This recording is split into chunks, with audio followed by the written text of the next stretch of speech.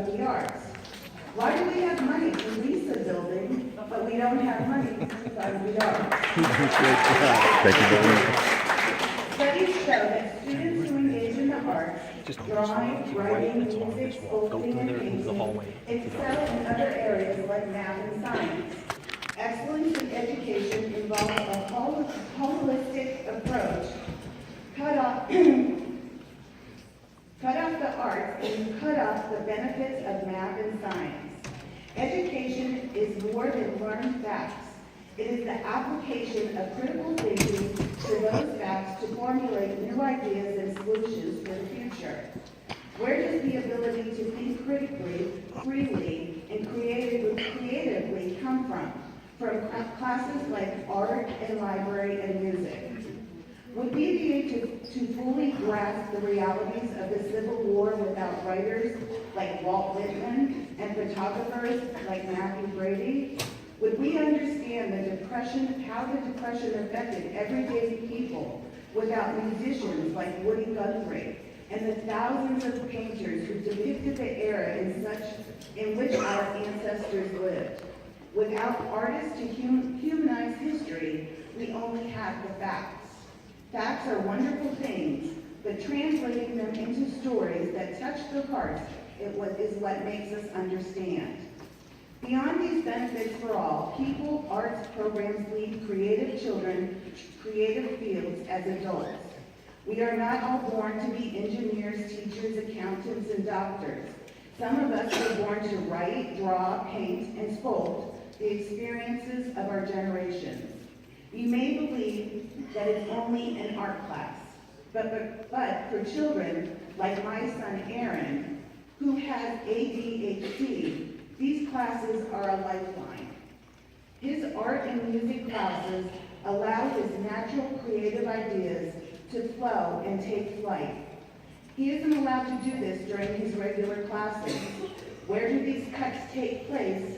Where do these cuts place children like my son who flourish in creative pursuits? I caution you to think of the full impact of cuts to the arts. This isn't just a special here and there. You are marginalizing an entire group of students with these cuts. Last but not least, I would like to acknowledge the teachers who are going to suffer under this decision.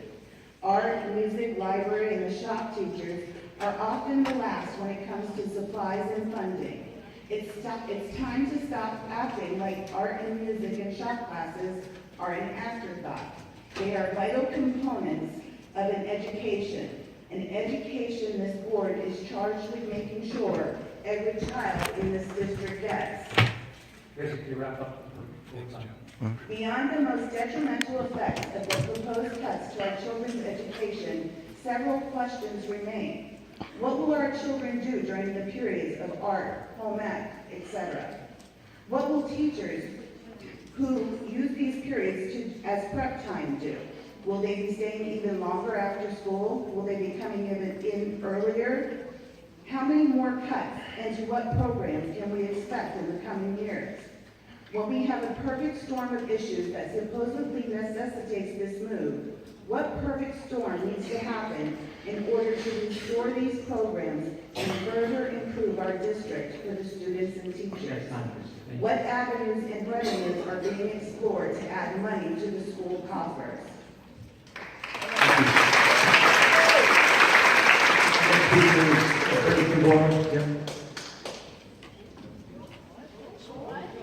Freddie Kimball.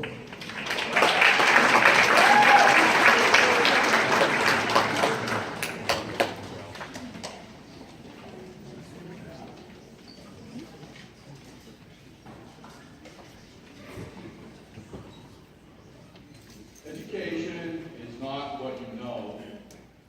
Education is the ability to differentiate from what you do know with what you don't know. What we don't know is what the process was that you utilized to reach this decision. What we don't know is the fiscal impact of this decision when you take into consideration its collateral effects. What we don't know is how the $300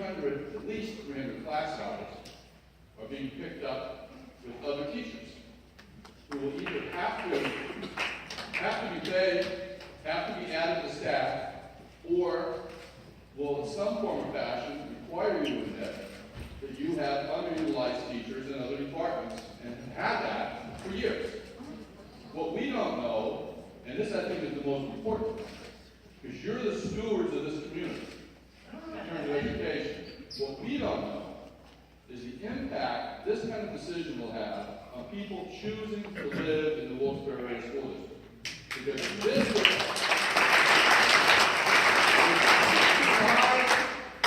without a plan, without any new consideration to alternatives, without sharing with the public any of its thought processes, to eliminate art, and to eliminate technology, and eliminate home economics from the curriculum, is not a district that people will choose to come to. It may be a district people will choose to leave.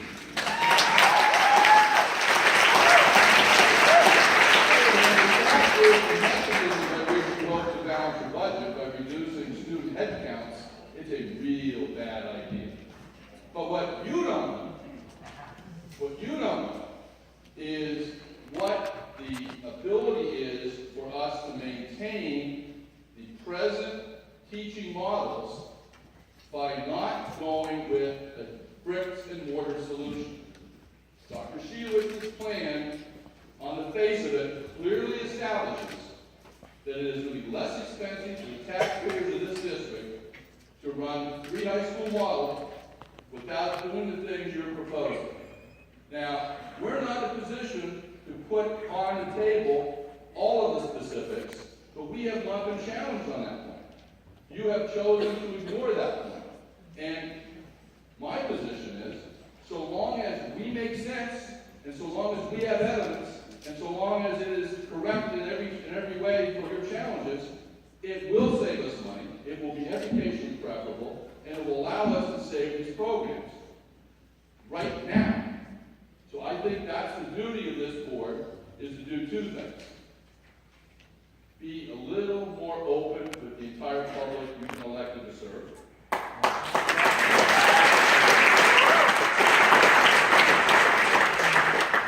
And to stop making precipitous decisions based on a crisis atmosphere without evidence. Thank you.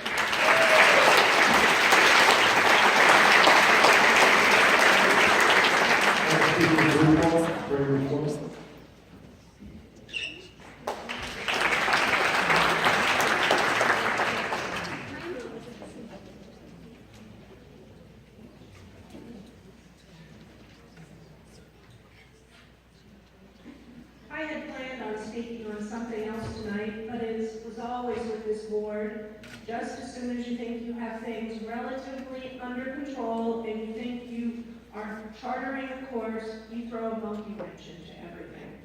But I can't help but comment on 2 things that are in the agenda tonight before I move on. The first one is, in your agenda, you're going to approve payments to our so-called consultants for approximately $228,000. Now, I've asked you on numerous occasions exactly how much you paid these consultants, and yes, that's the consultant that doesn't know there's a leaky hose that's costing the district money. And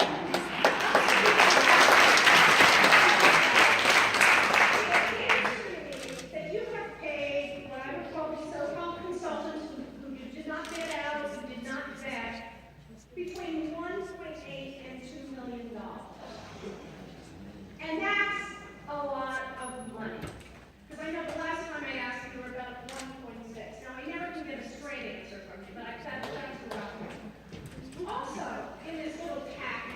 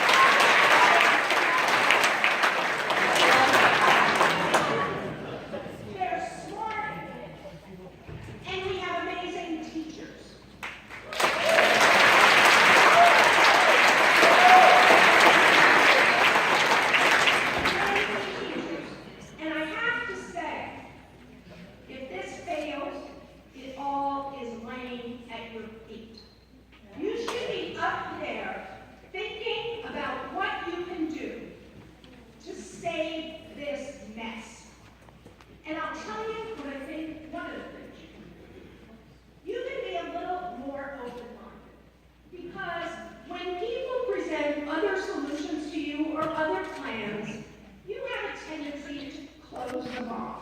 I don't understand why, because in my mind, the more people that work to solve a problem, generally the better the solution. But your failure to consider alternatives is terrible. It sometimes gets to the point of arrogance. And frankly, I've been coming to these meetings for the last year, and I'm very frustrated. So this is all at your feet. You need to do something. It was best said today by Patrick Franklin, our little senator.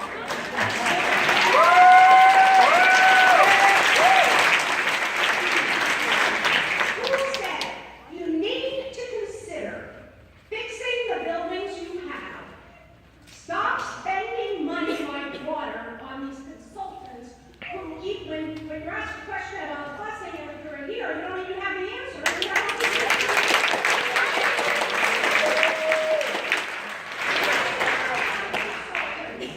and start to plan.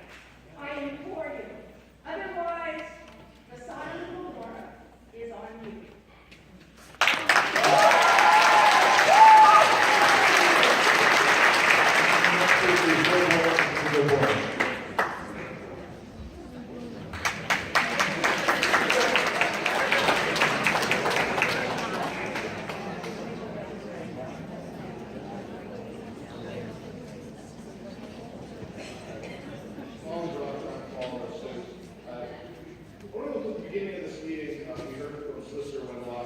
I just want to demonstrate that I'm not trying to challenge Solicitor Wendelowski's legal opinion.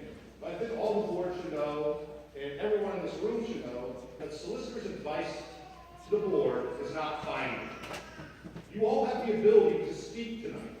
You all have the ability to address the issues that are in front of you by this gigantic crowd of people. The solicitor works for the board, not the other way around. Meaning the solicitor wasn't elected, you were. You were elected by these people. They deserve to hear what you think on the matter. They deserve open debate on the board on all of these matters. Beyond that, if you continue to hide behind the advice of counsel, I don't know when we'll actually hear what you think on this. This is a cutting up program. This isn't exempt from the Sunshine Act. This is something that goes on in executive session. If you're not going to debate it in front of us, when are you going to debate it? When are you going to have that discussion? So what I'm asking for the board tonight is to begin interacting with your constituents, begin interacting with your stakeholders, your teachers, your students, and don't hide behind that you don't want to talk because of perhaps pending legal action that probably should have occurred because nothing has been voted on yet. So, going forward, I'd also like someone on the board to address the elephant in the room while we have so many people here. I would like finally an admittance from the board that the driving point behind consolidation is future furloughs of teachers. That right now we're dealing with the drippy faucet of teacher furlough.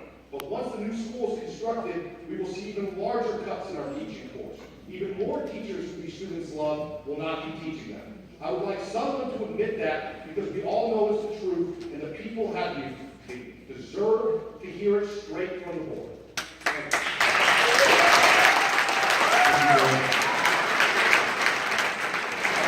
The next speaker is Dan Michael.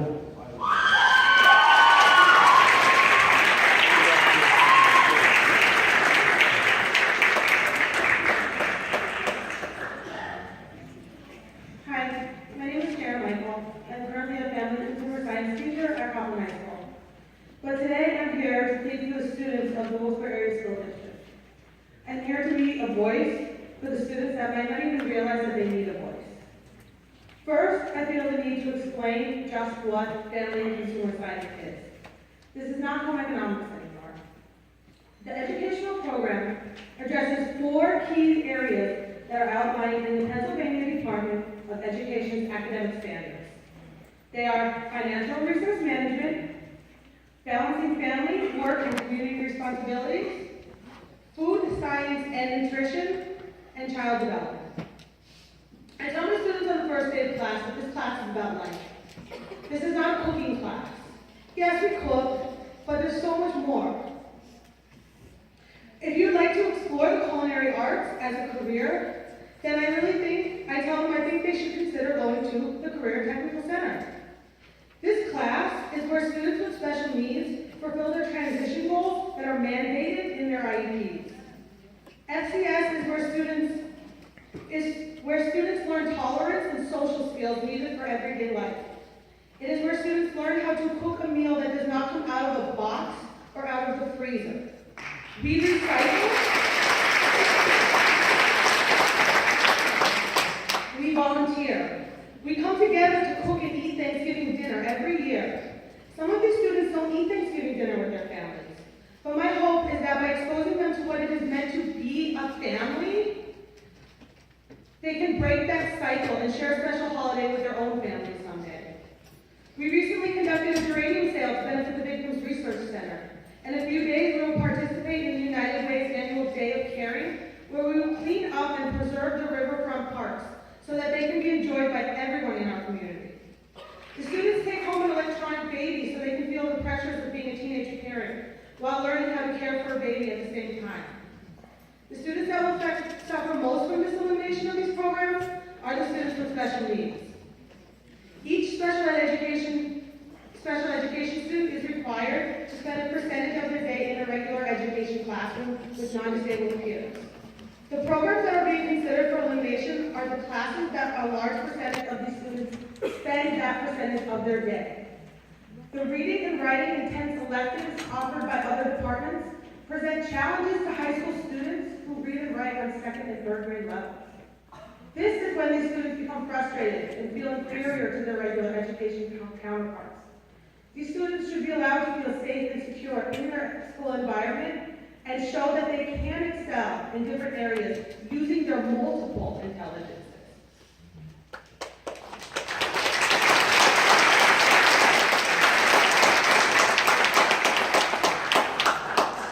In schools, our departments help students when they are in need of dress code, so they do not miss the much needed instructional time.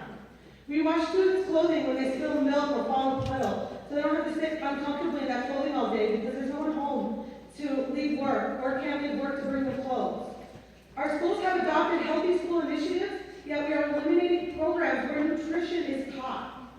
We strive to prepare our students for job readiness skills, yet we cut the programs where they explore career options, learn their own values and standards, and fill out job applications. Bless you. Write a resume, pay bills, and balance a checkbook. Our classes are filled. There is by no means a lack of interest or participation in these programs. I am truly worried for these students because I see their value within our community and I witness their enthusiasm every day. I've written down a few comments that I've heard from my students in the past few days. I want you to know that these are not my comments, but this is how they feel. This talks about life. This is very important stuff because this is where students get the supports that they don't get at home.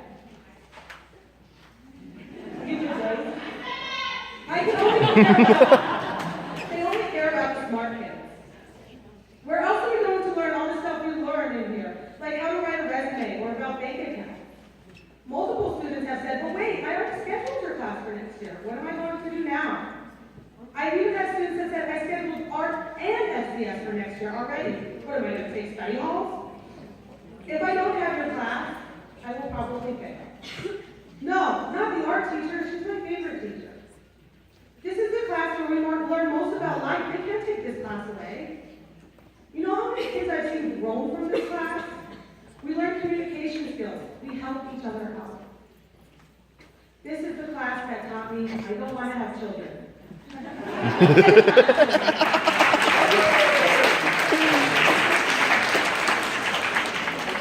line with our mission statement and vision, which can be found on the district website, and concurred through the superintendent's message, it is our responsibility to prepare our students to become productive citizens of society.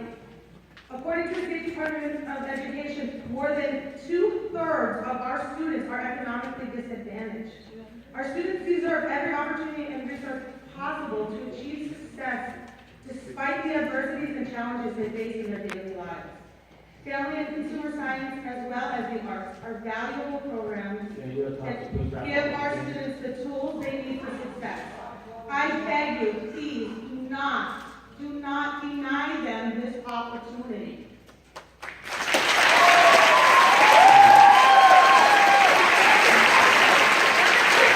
Next speaker is Wilkes.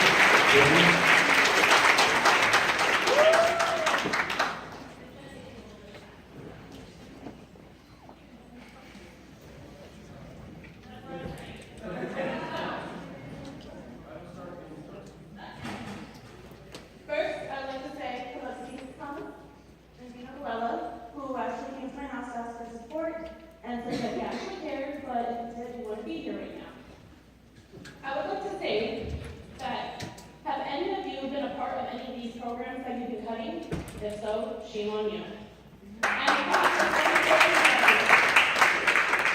a class of a 2014 graduate from GAR, and I came here tonight to stand for what is right, not only as an alumni, but for our future. For thousands of kids, this was a safe haven to go to, from bullying, problems at home, so on and so forth.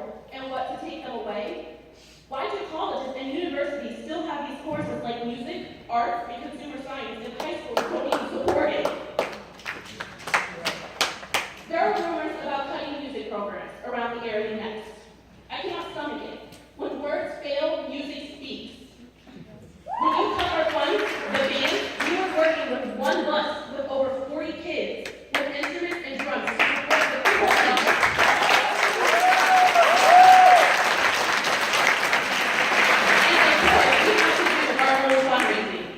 Each instrument had problems, whether there were pieces missing and completely unusable.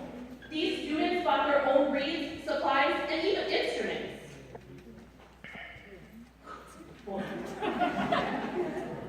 Now, when I was at chorus, we were using sheet music that was in pieces and falling apart, but we made do to what we had. We had a gorgeous piano in the back, but in most cases, they were out of tune. What money did we ask for? The orchestra was working with violins, violas, and whatever else we had to spare, from drums that were missing mallets to drums that had holes in them. But they made do. What money did we ask for then? Not only were they doing school functions, but they were going out to nursing homes to sing and to play and to fundraise to those who had nobody. We were there, not you.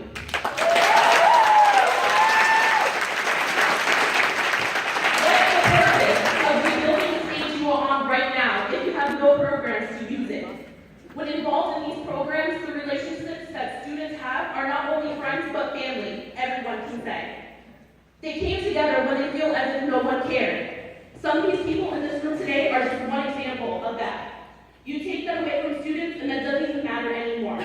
You are turning students into robots. Day in and day out, how many teachers could tell you that they had to yell at students wearing earbuds? Why? Because they were generally listening to music. When you go into your cars tonight, turn off the radio. This is what life would sound like without music. Silence. When you walk into the doors today, did you actually take the time to look at the detail and time and put into it? Art is something you can describe, just something that happens. To design something is magnificent, and it's could use in everyday life, to sit in silence and let your mind do its rest. I am not only upset for the programs that you are cutting, but the teachers that you are. Some have been here for years, ones you would run to when you said you needed help, and they drop everything for you. Look around at the faces, each and every person. Did you have a favorite teacher? Yeah, so did we, and do still. Teachers give students the learning we need. To some kids, they don't even have a role model at home, and these teachers take the time as almost like a parent. And some of you don't realize it, so I want to thank you today. Because you are what matters, and no one can take that away.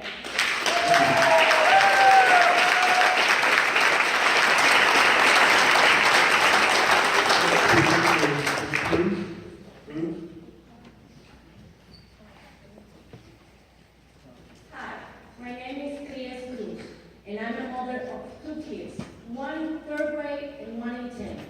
The 3rd grade one, I don't know if it's going to be or if it's not, or what is going to happen.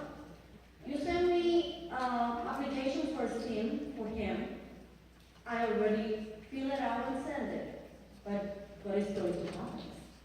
I really don't know. He said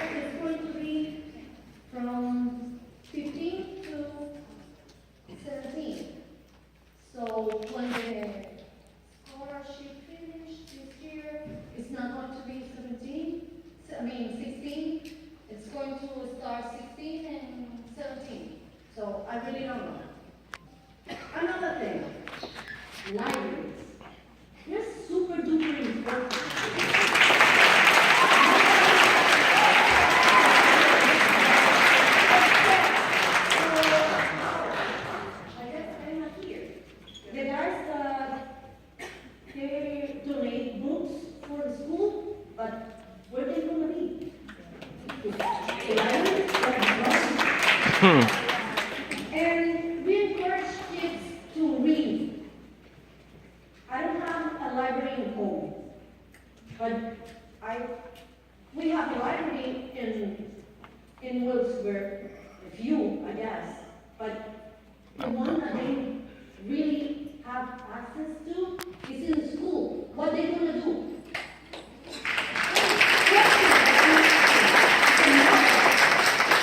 What they gonna do? Where they going to read? And we encourage that. That's the thing. And in television, kids have to read, but where? Where they gonna read now? Teachers. Wow, there's gonna be a lot of teachers without words. What you gonna do with them? Throw it to the street to do what? They teach. That's what they do.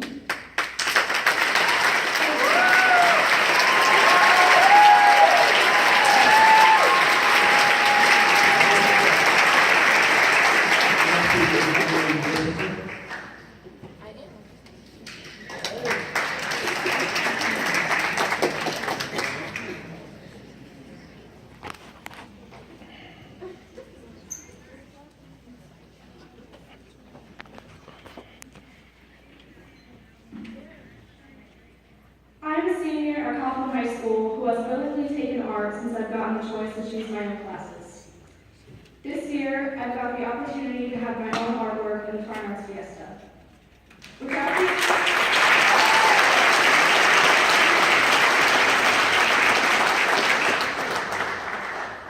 Without being introduced to the arts and personalizing my own schoolwork at a young age, I would have never realized my love for the arts or my own potential.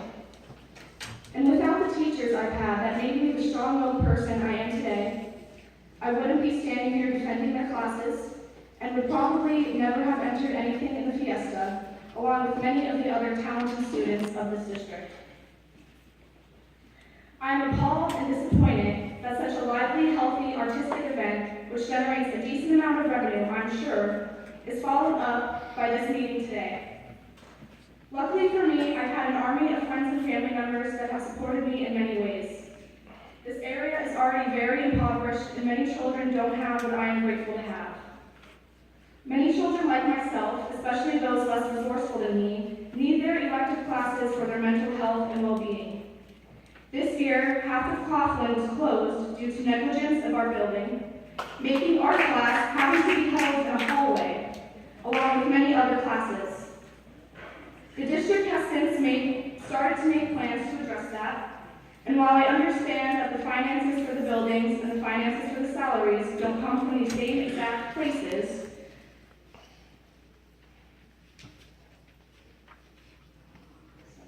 the students need to stop being the ones who pay for the poor planning of the people in charge.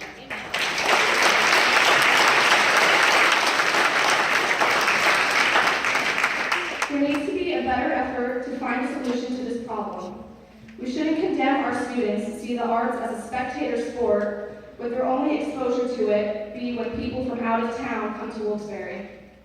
For many students, their strengths don't lie in what we solely learn in the books. People of all talents and strengths deserve the respect of being recognized and valued in education. The taking away of programs that have birthed artists, chefs, designers, writers, teachers, scientists, business owners, and so forth will result in a lifeless youth. If the board does not recognize and address our request, this means that kindergartens won't be able to bring mom and dad home their projects to put on the fridge. This means children won't be able to take out a library book for a report or simple enjoyment. This means the student population will be more divided, as electives are the only opportunity for students of all educational capabilities to interact in the same classroom. Children will not grow up knowing what they are passionate about. Students will start to feel like there is no incentive to come to school. We will see graduation rates lower and a dropout rate influx. We will see parents who have the capabilities to get their kids out of this district, and the rest of the students of Wilkes-Barre left to be neglected.